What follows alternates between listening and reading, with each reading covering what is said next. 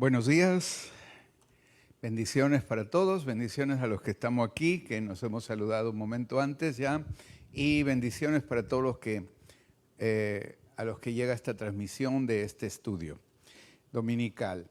Seguimos con el tema de nuestro estudio, estamos viendo las convicciones, nuestras convicciones que tenemos como iglesia, las convicciones básicas, y terminamos el domingo pasado con la convicción número 4, que es, creemos que Jesús vivió sin pecado y sin mancha. Y si tiene interés en ver esto, pues puedes ver la transmisión del domingo pasado que está ahí en la red.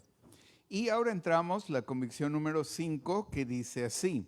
Dice: Jesucristo al morir en la cruz padeció una sola vez por los pecados de la humanidad. A través de este acto despojó a todo principado y potestad y triunfó sobre ellos. Descendió a las partes más bajas de la tierra, predicó a los espíritus encarcelados y resucitó corporalmente al tercer día, presentándose vivo con muchas pruebas indudables. Este acto de profundo amor lo ha hecho el Señor sobre todo lo creado. Así literalmente está registrada en nuestra quinta convicción. Y bueno, pues creo que voy a necesitar varios domingos para entrar en todo esto y desmenuzarlo y explicarlo lo mejor posible. Entonces, siendo un poquito esta culminación entre lo que pasa cuando Jesús está ahí en la cruz, muere, y qué hace entre el primer instante de su muerte hasta que resucita 3 días después. La muerte y la resurrección, ¿verdad? ¿Qué hace Jesús ahí? ¿Qué es lo que sucede en este tiempo y qué valor tiene esto? Jesús que está allí en lo bajan de su cuerpo de la cruz, lo ponen en una tumba, etcétera. ¿Qué hace? Y está esperando así, bueno, ya falta un día, faltan 2, no, ¿verdad? Hay cosas que suceden muy importantes ahí, ¿verdad? También hay que decir que según la tradición popular, como siempre hay una inexactitud, una deformación, se dice en la religión popular que el viernes murió y el domingo resucitó, pero esto no es así, porque si el viernes murió, pues de viernes a sábado 1 día y de sábado a domingo 2 días, y él resucitó al tercer día, de modo que tampoco es así. Pero bueno, más que entrar en esto exactamente, lo que está claro es que murió y al tercer día resucitó. Entonces, vamos a empezar leyendo Juan 19, del 31 hasta el 37, por favor. Donde está la culminación de la pasión con la muerte de Jesús, ¿verdad? Dice: entonces los judíos, por cuanto era la preparación de la Pascua, a fin de que los cuerpos no quedasen en la cruz en el día de reposo, pues aquel día de reposo era de gran solemnidad, rogaron a Pilato que se le quebrasen las piernas y fuesen quitados de allí. Vinieron pues los soldados y quebraron las piernas al primero, ya recuerden que estaba Jesús con otras 2 personas crucificadas, ¿verdad? Y quebraron las piernas al primero y asimismo al otro que había sido crucificado con él. Mas cuando llegaron a Jesús, como le vieron ya muerto, no le quebraron las piernas. Un momento aquí. O sea, ¿por qué quebraban las piernas? Porque el acto de agonía de alguien en la cruz era que aparte de todo el sufrimiento que significa pues ser clavado, haber sido azotado, todo el escarnio que esto significa, según pues he estudiado acerca de esto de personas técnicamente muy preparadas, se supone que alguien en la cruz muere principalmente por asfixia, porque en esta posición, al tener todo el peso, está haciendo un esfuerzo enorme por permanecer así, pero claro, cae y entonces se cierra por donde entra el aire, por donde entra el oxígeno, y hay un también un sentido de ahogo, donde se vuelve a levantar como puede, vuelve a caer y es una agonía tremenda. Entonces, finalmente, para terminar ya con esto, cuando llevaban mucho tiempo ahí, rompían los huesos de sus piernas, de sus pies, para que no pudieran ya hacer ese movimiento y poder respirar y terminara ya aquella agonía, ¿no? Entonces, cuando llegaron a Jesús, como le vieron ya muerto, no le quebraron las piernas, ¿sigue? Pero uno de los soldados le abrió el costado con una lanza y al instante salió sangre y agua. O sea, abrió así para ver, pues si reaccionaba o no reaccionaba, ¿verdad? Y al instante, lo cual tiene un significado que ahora veremos, ¿no? Y el que lo vio da testimonio y su testimonio es verdadero y él sabe que dice la verdad para que vosotros también creáis, ¿no? Aquí está, uno de los evangelios, el escritor dando testimonio de que lo vio y que eso es verdad. Adelante. Porque estas cosas sucedieron para que se cumpliese la escritura, no será quebrado hueso suyo. Y también otra escritura dice, mirarán al que traspasaron. O sea, incluso en estos pequeños detalles, pues estaba también profetizado, estaba escrito desde antes en la escritura, desde la antigüedad, que no sería quebrado ningún hueso de él y también que sería traspasado, ¿no? O sea, en Jesús se cumplen pues todos los detalles, todos, absolutamente todos los detalles que fueron previstos, ¿no? Desde los profetas del Antiguo Testamento, ¿verdad? Se cumplen todos en su muerte como Cordero de Dios que quita el pecado del mundo y se cumplirán los que faltan cuando Él venga sin relación con el pecado, venga por segunda vez como el León de Judá a juzgar a las naciones. Amén. Muy bien. Entonces, ¿qué pasó con su muerte? Bueno, uno pues padeció su muerte con gran agonía. De su costado, como acabamos de leer, simbólicamente salió agua y sangre, que también todo esto pues ocurrió literalmente, pero también tiene un simbolismo, ¿no? El agua simboliza la regeneración, el lavamiento, como una nueva criatura, una novedad de vida, y la sangre pues simboliza salvación, muerte sustitutiva, perdón, limpieza y perdón de pecados. Así como en el primer Adán dice que de su costado Dios creó a Eva, así de que también la Biblia llama a Jesús el segundo Adán, de su costado sale agua y sangre, que es una simbología que a través de estos simbolismos es creado justamente su iglesia, ¿verdad? A la cual también llama su novia y a la cual llamará su esposa por la eternidad, ¿no? Entonces también de él, a través de esto, en ese momento cuando Él paga por los pecados de la humanidad, entonces nace la iglesia, es creada la iglesia. Esta en la misma manera que cuando fue creada Eva y Adán vio a Eva y lo primero que dijo es varona, ¿no? Ni siquiera dijo mujer, dijo varona, ¿no? En el idioma original se escribe varón, se escribe ish, y dijo isha, ¿no? Varona, ¿no? Como diciendo estoy yo ahí en femenino, ¿no? La naturaleza que salió y así fue creado Eva. Bueno, pues ahora la iglesia de Jesucristo, la novia, la compañera eterna, pues es creada y simbólicamente a través de este sacrificio también en la cruz. Bueno, ¿qué hizo Jesús entre su muerte y resurrección? ¿No?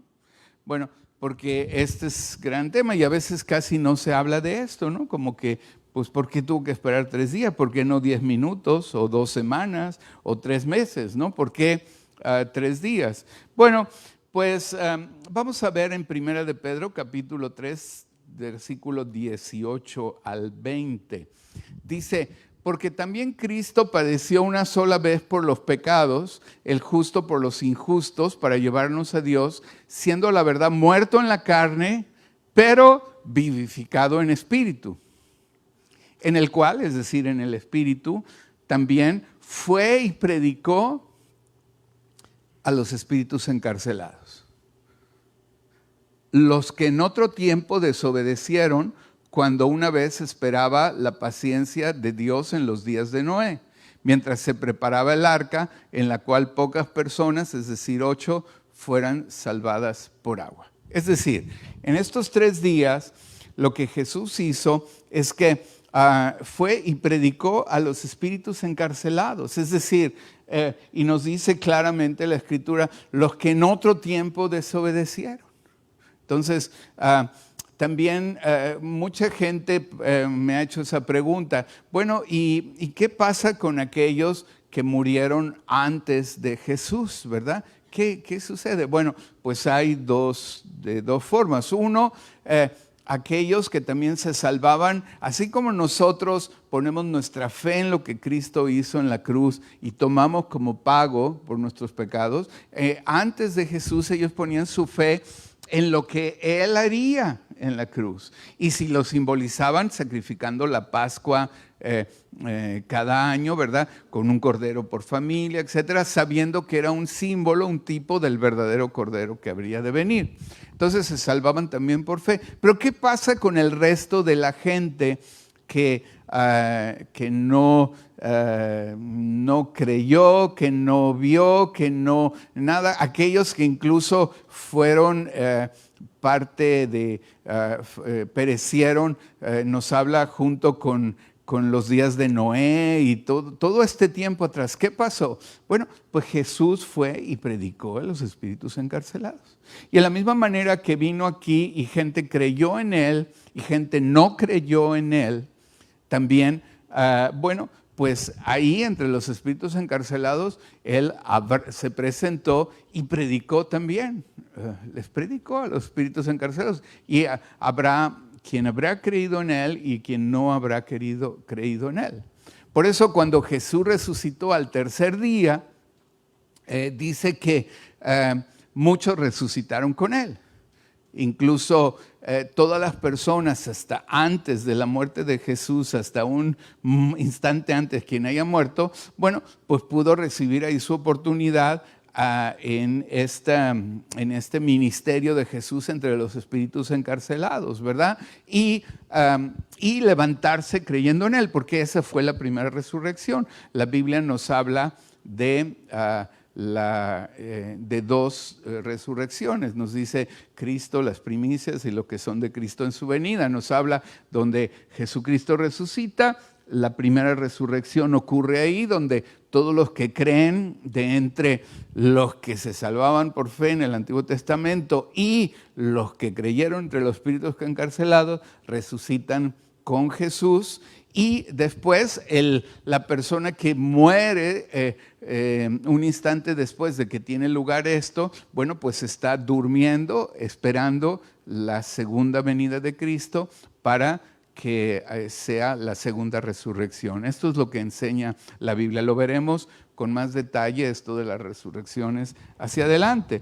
Pero aquí nos centramos en lo poderoso de la obra de la cruz, del sacrificio de Cristo, y cómo Él no solo fue su testimonio como Dios encarnado en Jesús durante toda la vida y 3 años de ministerio, sino también toda la pasión de Cristo con todo el sufrimiento y todo lo que sucedió para llegar a la cruz y la cruz misma. Pero después aún, mientras Él está predicando a los espíritus encarcelados, por el otro lado hay alguien que cree que venció, que es pues el enemigo, ¿verdad? De la fe, el enemigo de Jesús, nuestro enemigo, el diablo, ¿verdad? El adversario.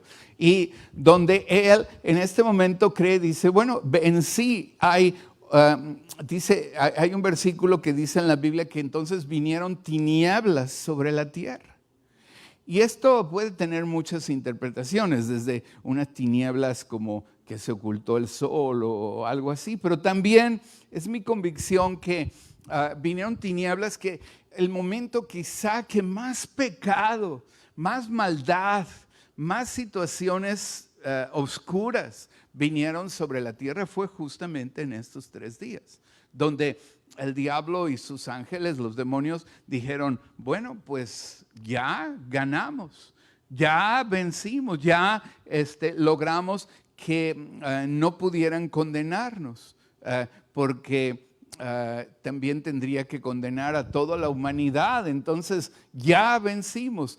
Y mientras está esta fiesta satánica, que hay pecado como nunca en la historia, en el mundo, pues entonces, mientras esto está ocurriendo, el Hijo de Dios, Jesucristo, está saqueando la casa del hombre fuerte, ¿verdad? Todo su tesoro, todos sus rehenes, los está saqueando. Habrá gente que habrá creído, habrá gente que no habrá creído, pero ahí predica y resucita al tercer día. En ese acto, entonces, la Biblia nos enseña que cuando Jesús resucita, Él ató a Satanás para los que creemos en Él y lo desató para engañar a las naciones. O sea, en un mismo acto,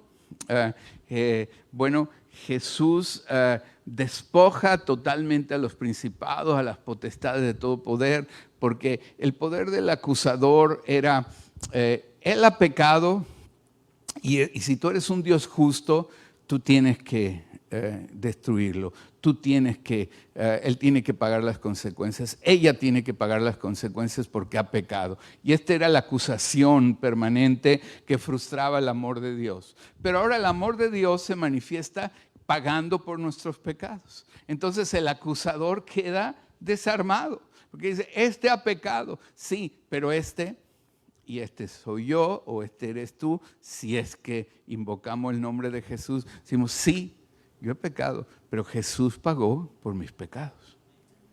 Jesucristo pagó por mis pecados. Entonces, ¿dónde está la condenación? Se fue la condenación, hay una transgresión, pero hay un pago por los pecados. Entonces, de esta manera Satanás está atado, no tiene poder legal. Satanás tiene un poder legal, el pecado tiene un poder legal sobre aquellos que han pecado y no han reconciliado, no han arreglado estas cuentas. Es como alguien que comete un crimen, pero legalmente está expuesto a que toda la ley le caiga encima y en cualquier momento la justicia va por él o por ella y no lo ha arreglado. Pero cuando arreglamos nuestras cuentas ante la justicia de Dios, entonces automáticamente el acusador, el fiscal, digámoslo así, entonces es atado. Es una forma simbólica, ¿verdad?, de decir, pierde eficacia, pierde poder. Legalmente está arreglado el asunto. Entonces Jesús con la obra de la cruz también Él ató a Satanás para los que creen en Él y inmediatamente queda desatado para engañar a las naciones. La obra del diablo, la actividad demoníaca o diabólica actualmente, pues está sobre aquellos que legalmente tiene poder y autoridad de entrar en sus vidas. ¿Por qué? Porque no están reconciliados, nadie ha pagado por sus pecados.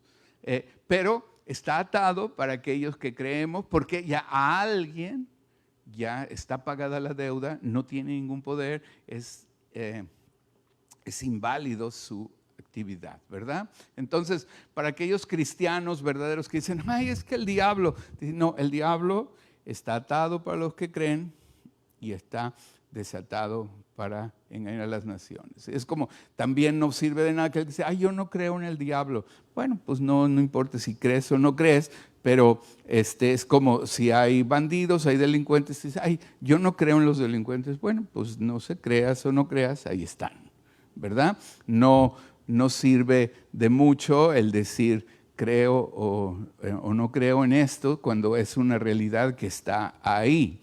Entonces, la sangre de Cristo, el sacrificio de Jesús es el que nos justifica y nos guarda de toda actividad demoníaca. Esto es lo que significa ató a Satanás. Y en la misma manera que la efectividad del pago de Jesús por nuestros pecados es un asunto de fe, así también la actividad satánica está restringida por lo que hizo Jesús, pero requiere que creamos en ello. Amén. Vamos a ver Apocalipsis 20, del 1 al 3. Dice, aquí acuérdense que Apocalipsis es un libro de símbolos, entonces pone lo mismo, así como hablamos la simbología del agua y de la sangre, aquí tenemos más simbología. Dice, vi a un ángel que descendía del cielo con la llave del abismo y una gran cadena en la mano. Y prendió al dragón, la serpiente antigua, que es el diablo y Satanás, y lo ató por 1000 años. Y lo arrojó al abismo y lo encerró y puso su sello sobre él para que no engañase más a las naciones hasta que fuesen cumplidos 1000 años, y después de esto debe ser desatado por un poco de tiempo. Amén. Entonces, aquí vemos atado y desatado. Entonces, a veces cuando a alguien le he dicho, oye, mira, la Biblia dice que Satanás está atado. Si tú crees en ello, si tú invocas el poder de Dios sobre tu vida. Y entonces alguno me ha dicho, oiga, pastor, pues si está atado tiene la cadena muy larga porque está el mundo como está, ¿verdad? Sí, pero es que está al mismo tiempo desatado. Es como el perdón de Dios y la gracia de Dios sobre la vida de las personas es eficaz para el que cree, pero no lo es para el que no cree. O sea, son dos cosas que son contrarias, que están activas a la vez, pero que se activan a través de la fe cuando alguien hace suyo el poder de la muerte y la resurrección de Jesús, ¿verdad? Hemos dicho hasta el cansancio que 2 palabras convierten un hecho histórico en un acto de fe. Las 2 palabras son por y la segunda es mi. El hecho histórico es Jesucristo murió en la cruz, pero cuando alguien agrega por mí, convierte un hecho histórico en un acto de fe que valida todo el valor, todo lo que se traduce como beneficio de lo que Jesús hizo ahí. Todo el beneficio entonces es recibido por aquel que toma la promesa por la fe. Por eso sin fe es imposible agradar a Dios. Entonces en este caso también todo lo que el enemigo, el diablo, puede hacer sobre las personas, bueno, por fe decimos no, pues aquí está, sobre mi vida está aplicada la sangre de Jesucristo simbólicamente. De la misma manera que en la Pascua ponían en los dinteles de las puertas, sobre mi vida invoco el poder de la sangre de Jesucristo, creo que Él murió por mis pecados. Y entonces para las personas que hacen esto, el diablo está atado. ¿Cuántos dicen amén? Y por esto debemos creerlo. Algunos dicen, estará atado, porque no entienden cómo es extraño, no entienden esta ambivalencia de cómo puede estar atado y desatado al mismo tiempo. Es extraño, me parece a mí, porque muchos cristianos en iglesias creen que sí hay una ambivalencia para el poder del sacrificio de Cristo en la cruz, que murió por todo el mundo, pero solo es eficaz sobre aquellos que aceptan el pago. Entonces hay una ambivalencia. Pagó por los pecados de todos, pero no vemos que el pago sea efectivo si alguien no lo toma personalmente, no lo acepta. Pues lo mismo, Satanás estará atado para engañar, para obrar y para efectuar su obra sobre aquellos que creemos en Cristo, pero desatado para las naciones. ¿Amén? ¿Sí, amén o no amén? ¿Sí? Bueno, así. ¿Lo crees o no lo crees? ¿Sí? Amén. Bueno, ¿por qué no damos un aplauso al Señor por ello? Amén. Aleluya. ¿Por qué? Porque es tan importante. Dice la Biblia que en tanto que el heredero es niño, en nada difiere del esclavo, aunque sea señor de todo. Y entonces una vez que una persona conoce lo básico del plan de Dios de salvación, dice, ok, Jesús, yo confío que tu sacrificio, solo pongo mi fe en ti, tú moriste por mis pecados, me arrepiento, perdóname, ayúdame, invoco tu presencia en mi vida. Bueno, el diablo lo que quiere es que ignore todos los beneficios, además de que hay en las promesas de Dios para su vida. Claro que el principal beneficio es la salvación y la vida eterna, pero también hay muchos otros beneficios. Entonces, el heredero es niño, en nada difiere del esclavo, aunque sea señor de todo. Amén. Y Jesús mismo dijo que no seamos niños en nuestra forma de pensar. Dijo que seamos niños, por un lado, que creamos como un niño, pero que no seamos niños en cuanto a no valorar toda nuestra herencia en Jesucristo. ¿Cuántos valoran toda la herencia en Jesús? ¿Sí? Y la estás leyendo, estás buscando, ¿qué más te dejó el Señor? Acuérdense, testamento es el nombre de la Biblia, Antiguo Testamento, Nuevo Testamento. Lee lo que tu Padre Celestial te otorga, te deja, te hereda. Ahí está su testamento. Lee la Biblia, lee la Biblia, lee la Biblia. 1 Corintios 15, versículo 55 al 57. Dice la Escritura, ¿dónde está, oh muerte, tu aguijón? ¿Dónde, oh sepulcro, tu victoria? Ya que el aguijón de la muerte es el pecado y el poder del pecado la ley. Déjamelo ahí un momento. El aguijón de la muerte es el pecado. O sea, si alguien peca ante la justicia de Dios, debe morir. ¿Verdad? Este es el aguijón del pecado. Y el poder del pecado es la ley. La ley está hecha, es decir, Dios dice que esto debe ser así, así, así, así. No matarás, no mientas, no engañes, no bla, bla, bla, bla. Entonces, tú transgredes, yo transgredo. La ley, la voluntad de Dios, su justicia lo convierte en un pecado. Y el aguijón del pecado es la muerte, la destitución eterna de la presencia de Dios, ¿verdad? Pero, por favor, el anterior, 55. ¿Dónde está, oh muerte, tu aguijón? ¿Dónde ahora sepulcro tu victoria? Si Jesús murió, resucitó y tomamos los beneficios de esto, ¿sigue? Ya que el aguijón de la muerte es el pecado y el poder del pecado la ley, ¿sigue? Más gracias sean dadas a Dios que nos da la victoria por medio de nuestro Señor Jesucristo, ¿verdad? Porque ahí está justamente el poder sobre el pecado y sobre la muerte. Porque como cristianos viviremos eternamente. Veremos la vida de hoy, la vida que tenemos en este siglo, como un sueño lejano, como una cosa y la recordaremos como algo ahí, ¿verdad? Como hoy recuerdas entre todos los sueños que has tenido alguno de ellos. Pues así, pero estará toda la eternidad para vivir con Dios, bajo el gobierno de Dios, o sin Dios, queriendo hacer tu propia voluntad, queriendo establecer tu justicia y tu voluntad a todos los que están a tu alrededor, en un sitio donde todos los demás también quieren hacer exactamente lo mismo. Y luchando unos con otros, peleándose por ver quién puede imponer su voluntad sobre los demás. Eso es la ausencia de Dios. Eso es el infierno. Un sitio donde todo mundo se está peleando por ser Dios y que los demás le obedezcan.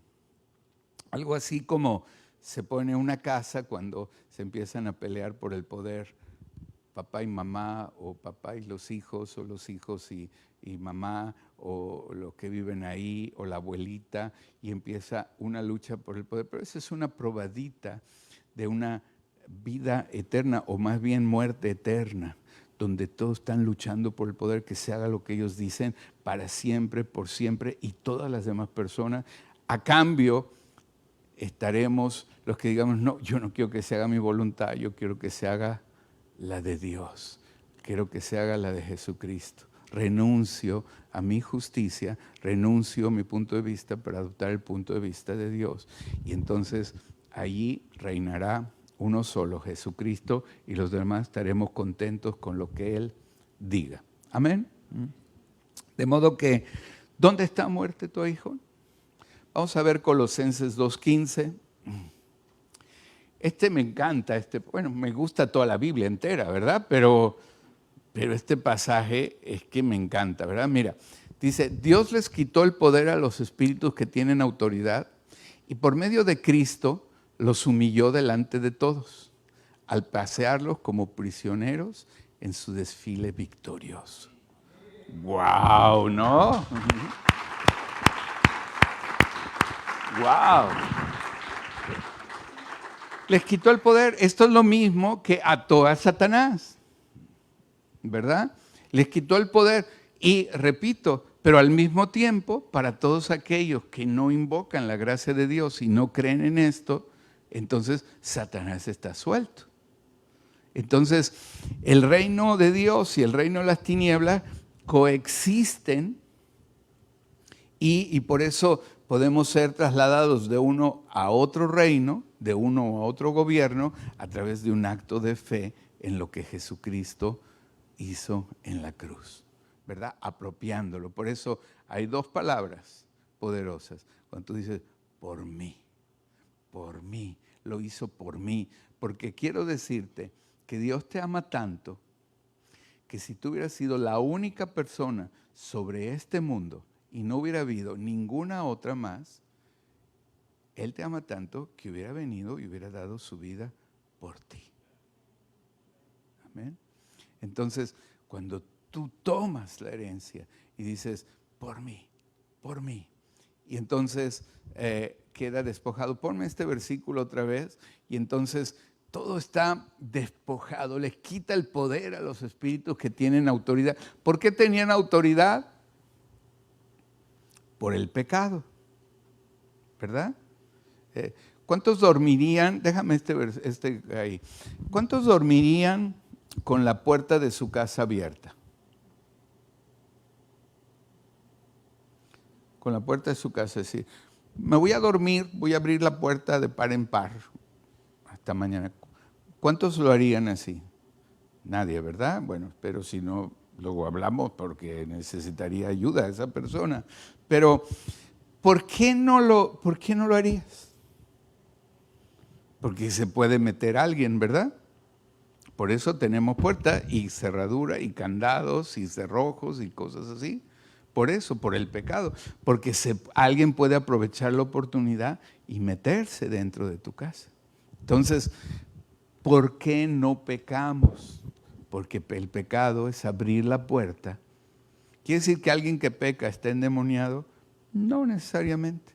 Quiere decir que alguien que duerme con la puerta abierta se van a meter los ladrones. No necesariamente, pero es probable que sí. Está expuesto a que lo hagan.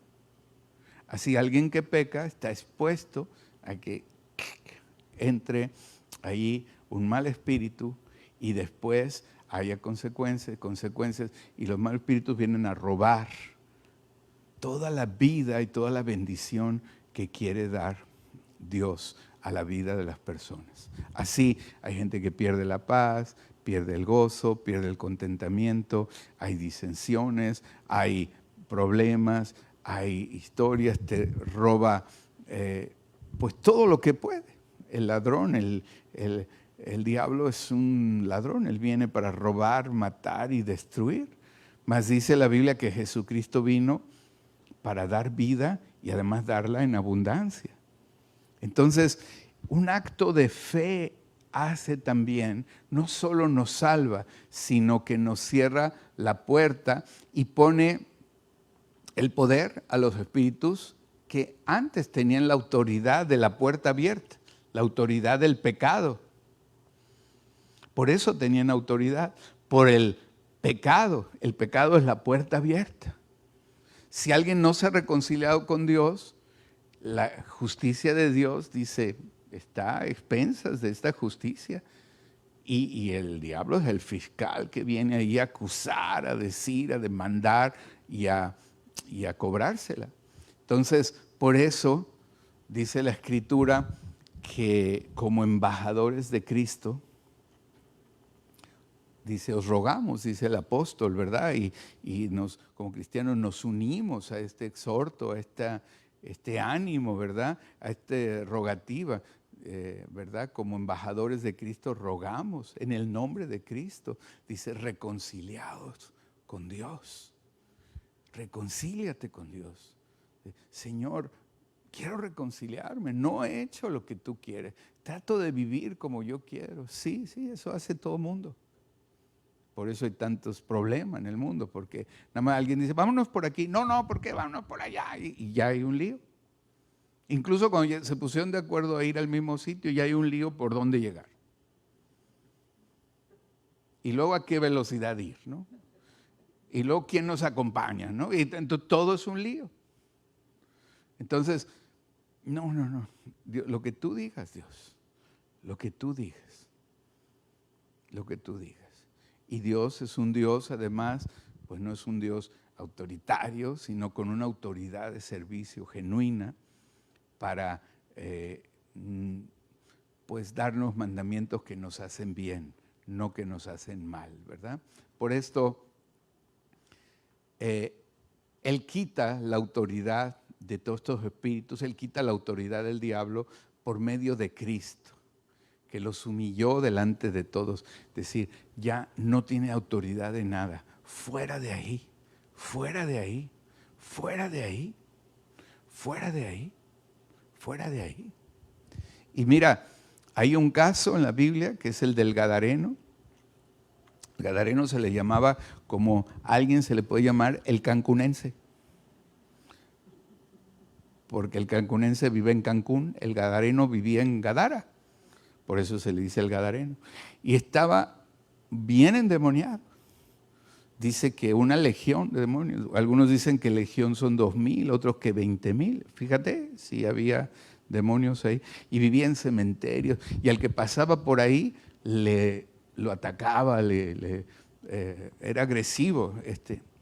Y este endemoniado, aún con todos sus demonios, cuando pasó Jesús, todos estos demonios no pudieron evitar que se pusiera a los pies de Jesús.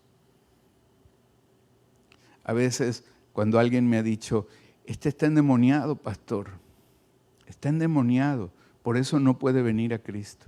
No, sí puede venir a Cristo. Porque, ¿qué es primero? La gallina o el huevo, dicen, ¿verdad? ¿Qué es primero? Que alguien venga a Cristo para ser liberado, o que alguien sea liberado para poder venir a Cristo. Entonces la respuesta es clara. Primero, reconciliarse con Dios. Primero, ponerse bajo la autoridad de Dios. Porque ahí los espíritus, ¿qué son? Humillados, son paseados como prisioneros cuando alguien se entrega a Jesucristo. No podemos liberar, ni nadie puede ser liberado auténticamente de demonios si primero no se reconcilia con Dios. Y puede ser aparentemente liberado, pero dice que la Biblia que los espíritus cuando salen del cuerpo van a lugares secos, no hayendo reposo para su alma, vuelven y tienen 7 espíritus peores. Por eso alguien que va al brujo, va a cosas así, lo acaba peor todavía. Pero cuando Cristo viene a la vida de alguien, entonces Satanás está atado. Quédate con eso. Satanás está atado. ¿Cuántos aquí han recibido a Cristo? ¿Sí? Pues si tú lo has recibido e invocas su poder sobre tu vida, Satanás está atado y el maligno no te puede tocar. Seguimos la próxima semana. Dios te bendiga.